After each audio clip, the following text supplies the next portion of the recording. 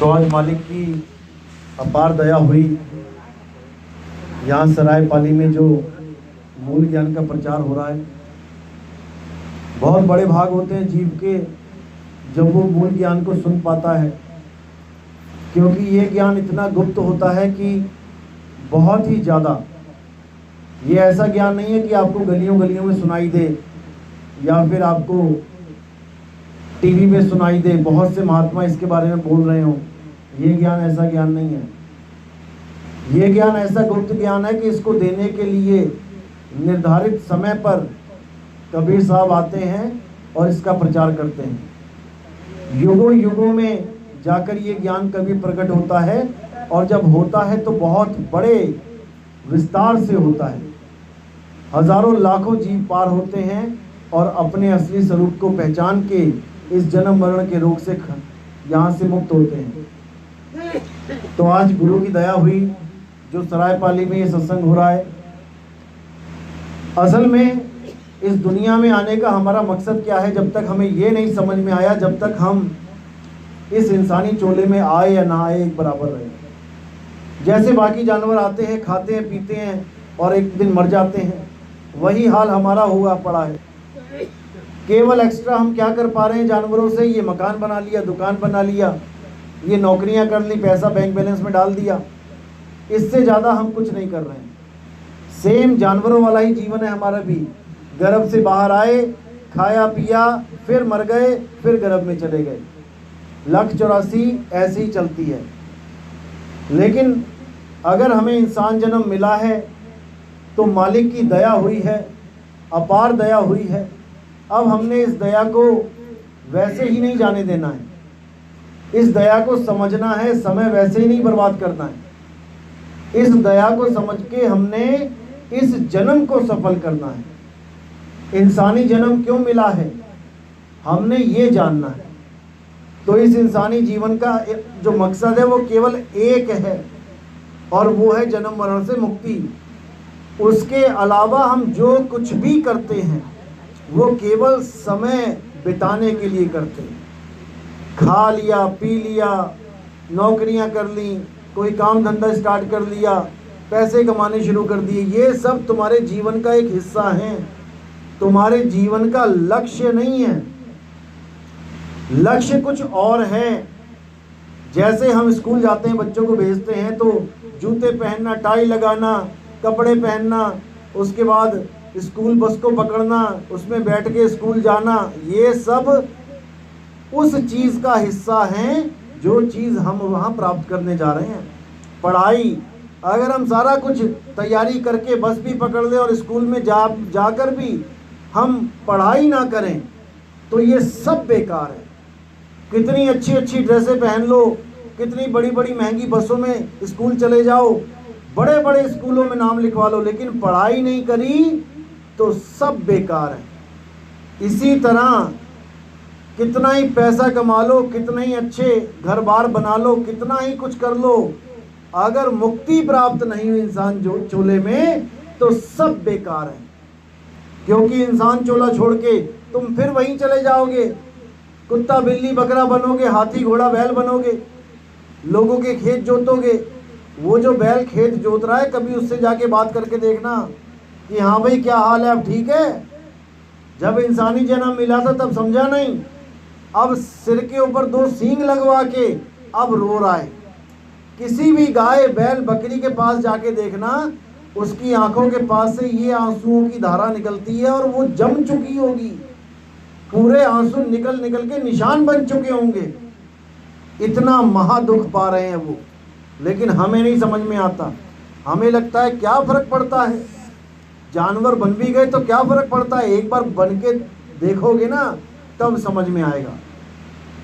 इसीलिए परमात्मा बार बार कह रहे हैं कि 1,84,000 भटक के पौ पे अटके आए, और अब की पासा ना पड़ा तो फिर 84 जाए। अगर अब की पासा यानी अगर इस बार ये खेल तुमने नहीं जीता तो फिर ये बाजी हार जाओगे और ऐसी जगह चले जाओगे जहां से आना बहुत मुश्किल है। पता नहीं किस किस नाली में कीड़े बन के पैदा हो जाओगे, किस जंगल में हिरन बन के शेरों के आगे भागोगे, अपनी जान बचाओगे, लेकिन कुछ होने वाला नहीं है। तो इसलिए सबसे जरूरी क्या है? शांति बनाए रखें। अभी सबसे जरूरी क्या है? हमारा लक्ष्य प्राप्त करना। हमारा लक्ष्य क्या है? जन्म मरण से मुक्ति। कैसे मिलेगी? परमात्मा के नाम से। कौन से नाम से? वो नाम जो बोलने, लिखने, पढ़ने में नहीं आता। उन नामों से नहीं मिलेगी जो हमने तुमने मिलके बैठ के बना लिए।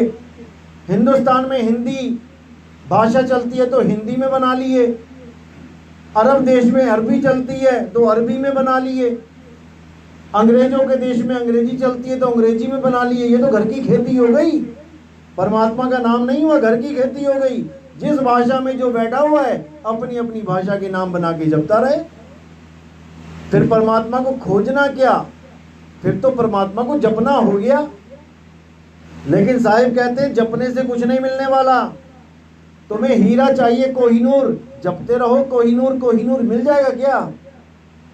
नहीं मिलेगा, खोजना पड़ेगा कहां पड़ा है। तुम्हें पानी चाहिए, प्यास लगी है, पानी पानी जपते रहो, हो जाएगा गला गीला? कभी नहीं होगा। पानी खोजना पड़ेगा। और जो भेदी होगा वो एक पल में बता देगा पानी कहां पे है। भेदी क्या बोलेगा? तुम जहां पे भी खड़े हो तुम बस खुदाई शुरू कर दो। तुम पानी के ऊपर ही खड़े हो भाई, ढूंढ कहां रहे हो? खुदाई शुरू करो, नीचे पानी है। जब तुम खोदोगे तब तुम्हें एकदम पानी नहीं मिलेगा। लेकिन विश्वास मत तोड़ना, विश्वास मत हारना, नीचे पानी है। और गुरु पे विश्वास करके लगातार खोदते रहना। एक एक मीटर 100 जगह खोदोगे पानी नहीं मिलेगा। एक ही जगह 100 मीटर खोद दोगे पानी मिलेगा। इसलिए पूरे विश्वास के साथ उस वस्तु की खोज करनी है जो सतगुरु वेद बताता है। अरे मोको कहाँ ढूंढे रे बंदे, मैं तो तेरे पास में, और खोजी होए तुरंत मिल जाऊं एक पल की तलाश में। वो जो ज्ञान है वो एक पल में हो जाता है। जो बंदा खोज रहा था उसने फोन करके पूछा अपने गुरु से, महाराज पानी कहाँ है, मिल नहीं रहा। उन्होंने कहा जहां तू खड़ा है वहीं खड़ा रहे और वहीं खोदना शुरू कर। एक पल में ज्ञान हो गया, अब भटकेगा नहीं। अब जहां पे भी खड़ा है काम वहीं शुरू कर देना है। और धीरे धीरे धीरे धीरे करते करते करते वो पानी मिल जाएगा। तो कहते हैं मोको कहाँ ढूंढे रे बंदे, मैं तो तेरे पास में, खोजी होए तुरंत मिल जाऊं एक पल की तलाश में। और कहें कबीर सुनो भाई साधो, मैं तो हूं विश्वास में। पूरे विश्वास के साथ जो गुरु बता रहा है वही करना है। और कहीं भी अपने ध्यान को भटकने नहीं देना है, क्योंकि सारा खेल ही ध्यान का है। परमात्मा हमें क्यों नहीं मिल रहा? क्योंकि हमारा ध्यान भटक रहा है, हमारी सूरत भटक रही है। और साहिब क्या कहते हैं? अरे सूरत फंसी संसार में, तासे पड़ गई दूर, सूरत बांध स्थिर करो आठों पहर हुजूर। आठों पहर यानी 24 घंटे तुम्हें मालिक याद रहना चाहिए, ना कि तुम जपोगे उसको। ना मैं जप में, ना मैं तप में, ना एकांत निवास में। अरे मुंह को कहाँ ढूंढे रे बंदे, मैं तो तेरे पास में। कहाँ मंदिरों में जा रहा है घंटियां बजाने, कहाँ पहाड़ों के चक्कर काटने जा रहा है, कहाँ मक्का मदीना जा रहा है, वो तेरे पास है। लेकिन ना पता होने के कारण सबसे दूर है। बाकी सब पास हैं, पहुंच ही जाओगे कभी ना कभी, 1 महीना 2 महीना में मक्का मदीना। लेकिन वहां तक कोटि जन्म का पंथ था, करोड़ों जन्म बीत जाएंगे, उस पास तक नहीं पहुंच सकते जो बिल्कुल तुम्हारे पास है। कितनी दूर है मालिक? जितनी दूर दूध में घी है। कितनी दूर है दूध से घी? अरे उसी में है। लेकिन कोई कहे कि अभी हाथ डाल के दूध में से घी निकाल दूं, नहीं मिलेगा, ढूंढते रह जाओगे। अब क्या करना है? विधि अपनानी है। दूध से कैसे दही बनेगा, दही से कैसे मक्खन बनेगा, मक्खन से कैसे घी निकलेगा। अब कितना दूर हो गया? कम से कम 2, 3, 4 दिन दूध से दूर हो गया। घी है दूध में ही, लेकिन उसको प्राप्त करने में समय लग जाता है। इसलिए साहिब ने बोला गुरु पे विश्वास करना, दूध से दही बनेगा, दही से मक्खन बनेगा और मक्खन में से घी निकलेगा। तू बस वो कर लेना जो तेरा गुरु कहता है। बोलिए सत्य गुरु जी की। अब करना क्या है? अब उस भेदी गुरु को ढूंढना है। वो है कहाँ? उसकी एक आवाज से तुम पहचान जाओगे कि मेरे भले की बात है कि मेरे नुकसान की बात है। ये आत्मा खुद गवाही देगी कि हाँ ये बात मेरे भले की है। इसीलिए साहिब ने बोला, क्या क्या संज्ञा दी उसको? कोयल और कोयल के बच्चे बोला। जब कोयल के बच्चे कौवे के घोंसले में होते हैं तो वो कौवे जैसी भाषा सुनते रहते हैं, लेकिन वो रास नहीं आती। और जब कोयल कूकती है तो वही बच्चे उस घर को छोड़ छोड़ के कोयल के पास चले जाते हैं। यही कबीर साहब ने बोला, जो भृंगी है वो अपने बच्चे नहीं होते हैं उसके, लेकिन दूसरों के बच्चों को वो अपने जैसा बना लेती है। यानी कि जो अज्ञान का पाठ अधूरे गुरुओं ने पढ़ा के अपना बना लिया था, अब उन बच्चों को ज्ञान का पाठ पढ़ा के वो भृंगी अपना बना लेती है। गुरु को कीजिए दंडवत, कोटि कोटि प्रणाम, और कीट न जाने भृंगी को गुरु कर ले आप समान। जो सच्चा गुरु होता है वो तुम्हें गुरु बनाने आता है, किसी और का गुरु नहीं। वो तुम्हें तुम्हारा गुरु बनाने आता है। तुम ही अपने गुरु बन जाओगे, तुम ही अपने आप को गलत कामों से बचाओगे। गुरु नहीं आएगा बचाने, सारे गलत काम तुम खुद छोड़ दोगे, गुरु नहीं आएगा छुड़वाने। गुरु तो तुम्हें केवल उस शक्ति से जोड़ेगा जिस शक्ति को पाकर तुम इतने समर्थ हो जाओगे कि तुमसे सारे नशे, तुमसे मीट मांस बकरा सब छूट जाएगा, तुमसे ये काम क्रोध लोभ मोह ये सब छूटेगा, अपने आप छूटेगा। गुरु में वो ताकत है, जैसे करंट में वो ताकत है कि दारू पिया हुआ हाथी भी, मदमस्त हाथी भी अगर गलती से खंबे में, करंट के खंबे में छू जाए, अब उसकी हिम्मत नहीं है कि वो आगे बढ़ पाए, वहीं का वहीं जाम हो जाएगा। कितना बड़ा भैंसा क्यों ना हो, अगर वो बिजली के खंबे से छू गया वहीं खड़ा हो जाएगा, आगे नहीं बढ़ सकता एक कदम भी। बड़े से बड़ा पहलवान हो, अगर उसने उस बिजली को पकड़ लिया तो वहीं जाम हो जाएगा, आगे नहीं बढ़ सकता। उसमें इतनी ताकत होती है मालिक में, वो आपको ऐसे जाम कर देता है कि आपका मन कहीं भटक ही नहीं सकता।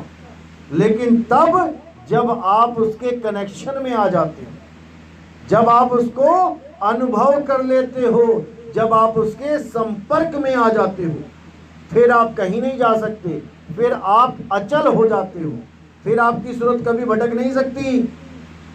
भटकती हुई सूरत को एकाग्र करने के लिए ही परमात्मा यहाँ पे सार शब्द का भेद बताने आते हैं। और वो सार शब्द ये 52 अक्षर में नहीं आता कि हिंदी पंजाबी उर्दू के नाम जप जप के तुम्हें लगता है कि तुम परमात्मा पालोगे, ऐसा कभी नहीं हो सकता। ये सारे नाम 52 अक्षरी हैं, ये मुंह से बोले जाते हैं, लेकिन जो कबीर साहब इस दुनिया में नाम देने आते हैं वो बोलने में नहीं आता। अरे होठ कंठ लागे नहीं और जीव्या नहीं उच्चार, गुप्त वस्तु को जो लख है सो है हंस हमार। वो यहाँ वस्तु देने आए हैं, ना कि वस्तु के नाम जपवाने। किसी को प्यास लगी है तो उसको पानी दिया जाता है, ना कि पानी के नाम रटवाए जाते हैं। किसी को भूख लगी है तो उसे भोजन दिया जाता है, ना कि भोजन भोजन भोजन जपवाया जाता है। इसी प्रकार आपका परमात्मा कोई अक्षर नहीं है, कोई नाम नहीं है कि गुरुजी ने आपको परमात्मा के नाम दे दिए। अरे बिना गुरुजी के आप हजारों नाम जानते हो परमात्मा के, गुरु धारण करने की क्या जरूरत है। जो काम आप खुद जानते हो उसको सीखने के लिए कभी कोई गुरु नहीं धारण करता। जो काम आप नहीं जानते हो वो सीखने के लिए आप साल साल 2-2 साल 10-10 साल लगा देते हो। तो यहां पर कुछ जपना नहीं है भाई, यहां पर उस अनमोल वस्तु को जानना है। वो वस्तु है कहां, क्योंकि वो वस्तु आप में ही है, लेकिन उसको पाने का तरीका नहीं पता, इसलिए भटक रहे हैं। कस्तूरी कुंडल बसे मृग ढूंढे बनमाही, ऐसे रमता राम है और ये दुनिया जाने नहीं। वो परमात्मा आप सब में रम रहा है। जैसे दिवाली आती है और एक लड़ी चलती है, बल्ब की हजारों बल्ब लगे होते हैं, उस लड़ी में लगाते हैं ना दीवारों के बाहर, मकानों के बाहर। अब एक ही करंट सारे बल्ब को चला रहा है, एक ही परमात्मा सबको चला रहा है। बस हमने उस मालिक को जानना है जो मुझ में, आप में, सब में समाया है, सब में टच है। बस हमने उसको जानना है। और हम जान किसको रहे हैं गलती से? इन शरीरों को जान रहे हैं। कभी हम राम जी की पूजा करने लग जाते हैं, कभी शंकर जी की, कभी विष्णु जी की, कभी गोरखनाथ, भैरवनाथ, कभी और बाबा लोग की। इन लोगों को ऐसा जानो कि एक लड़ी में ये सारे बल्ब लगे हुए हैं, ये सारे बल्ब हैं, इनको चलाने वाला आत्मदेव है। राम जी के शरीर को राम जी का आत्मदेव चला रहा है, मेरे शरीर को मेरा आत्मदेव, आपके शरीर को आपका आत्मदेव। यानी हर बल्ब को चलाने वाला वो बिजली करंट है और वो सबके साथ है। एक बल्ब को अगर करंट प्राप्त करना हो, वो दूसरे के पास नहीं जाएगा, वो सबको छूता हुआ जा रहा है। तो साहिब कहते हैं अपने मालिक को जानना है तो खुद को जान लो, अपने आप को जानो, तुम में ही परमात्मा विराजमान है। लेकिन हम गलती से अपने शरीर में खोजने लग जाते हैं। जब मैं कहता हूं कि तुम्हारा परमात्मा तुम में है, इसका मतलब ये नहीं कि तुम्हारे शरीर में है। तुम और तुम्हारा शरीर अलग अलग हैं। तुम्हारे शरीर में देवी देवता हैं और तुम्हारी आत्मा में परमात्मा है। इसीलिए अपने आप को जानो, आप क्या हो, आप शरीर हो या आप आत्मदेव हो, ये परख करना ही पड़ेगा। तब जाके जन्म और मरण से मुक्ति होगी, नहीं तो बार बार 184 जून तो मिलती ही रहेगी। इसलिए साहिब क्या कह रहे हैं, आत्म ज्ञान बिना नर भटके, कभी काबा कभी काशी, जल में मीन प्यासी, मुँह देखते आवे हंसी। यानी आत्म ज्ञान बिना नर भटके, तुम्हें तुम्हारा ही ज्ञान नहीं है कि तुम हो क्या। कोई अपने आप को सोच रहा है मैं काला हूं, कोई सोच रहा है मैं गोरा हूं, कोई सोच रहा है मैं लंबा हूं, कोई सोच रहा है मैं छोटा हूं। जबकि तुम काला, गोरा, लंबा, छोटा कुछ नहीं हो, तुम एक आत्मदेव हो। ये तो तुम्हारे शरीर हैं, ये तुम्हारी गाड़ियां हैं। कोई सफेद गाड़ी चला रहा है, कोई काली गाड़ी चला रहा है, कोई भूरी गाड़ी चला रहा है, कोई छोटी गाड़ी चला रहा है, कोई बड़ी वाली चला रहा है। ये केवल तुम्हारी गाड़ियां हैं, इससे ज्यादा कुछ नहीं। देह अहंकार में नहीं रहना है कि मैं बहुत सुंदर हूं, मैं बहुत गोरा चिट्टा हूं, मैं बहुत अच्छा हूं। ये सब गाड़ियां हैं, एक दिन इन गाड़ियों को छोड़ना पड़ेगा और इन गाड़ियों को एक ही तरह से जला दिया जाएगा, चाहे वो गोरा हो चाहे वो काला हो। उन दोनों का नाश शरीरों का एक ही प्रकार से होना है। जब राख बन जाएगी तब नहीं समझ पाओगे ये गोरे वाले की राख है या काले वाले की राख है, दोनों ने ही राख हो जाना है। इसलिए इस देही का अहंकार मत करो भाई। ये चमड़ा कागज की तरह है, जितना पतला कागज होता है उतना पतला ये चमड़ा है। बस यही गोरा और काला है, अंदर सबके लोथड़े भरे पड़े हैं, अंदर सबके हड्डी मांस गंद भरा पड़ा है। एक्सीडेंट होता है, पेट फट के बाहर आ जाता है, कैसे घिन्नाते हैं हम लोग। चाहे कितना ही गोरा आदमी क्यों ना हो, चाहे कितनी गोरी औरत क्यों ना हो, जब उसके चिथड़े उड़ जाते हैं देख नहीं सकते उसकी तरफ। केवल एक कागज की वजह से हम अहंकार में पड़ जाते हैं। तो परमात्मा क्या कहता है कि इससे पहले कि मृत्यु आए और तेरा सर्वनाश हो जाए, तेरे शरीर की हालत खराब हो जाए, उससे पहले अपने आप को जान ले। अगर अपने आप को जान लिया फिर तुम्हें किसी को भी जानने की जरूरत नहीं रह जाएगी। तो कहते हैं आत्म चीने परमात्म चीने, संत कहावे सोए, यह भेद काया से बाहर, बूझे बिरला कोई। काया में नहीं ढूंढना है, काया से बाहर। लेकिन उसका भेद कोई भेदी गुरु बताएगा तभी समझ में आएगा, नहीं तो 184 जून में जाना ही पड़ेगा।